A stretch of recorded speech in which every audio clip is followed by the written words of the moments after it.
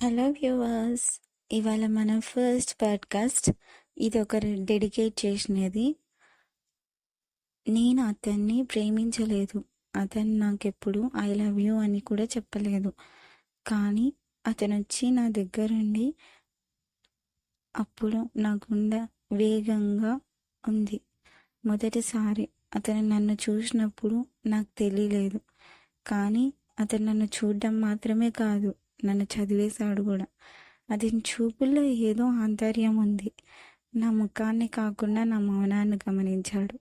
ఒకరోజు మేమిద్దరం వర్షంలో చిక్కుకున్నాం. చెమటలు చెరిపేలా కాదు, మా మధ్య దూరాన్ని చెరిపేలా తడిచాం.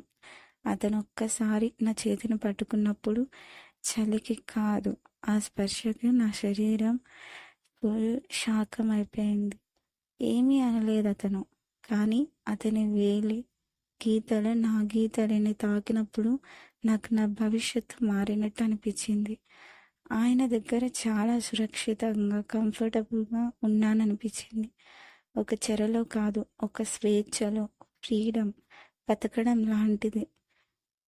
తనేమి నన్ను ఆక్రమణలా కాదు, అతని ప్రేమ కావాలి అని అడిగేవాడు కాదు, నేను ఇస్తేనే తీసుకున్నాడు.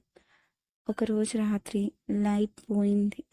మేమిద్దరం కిటికీ పక్కన కూర్చొని ఉండిపోయాం. ఏ మాటలు లేవు, కానీ ప్రతి నిమిషం గుండె వేగంగా తడిపడిన శబ్దం నాకు వినిపిస్తూనే ఉంది. ఆ శబ్దంలో ప్రేమను విన్నాను. తన భుజాన్ని తాకినప్పుడు నాకు తెలిసింది, ప్రేమ శరీరాన్ని తాకుతుంది కానీ గుండెను లోతుల్లో కమ్మేసుకుంటుంది అని. ప్రేమ అంటే తప్పకుండా పెళ్ళి కాదు.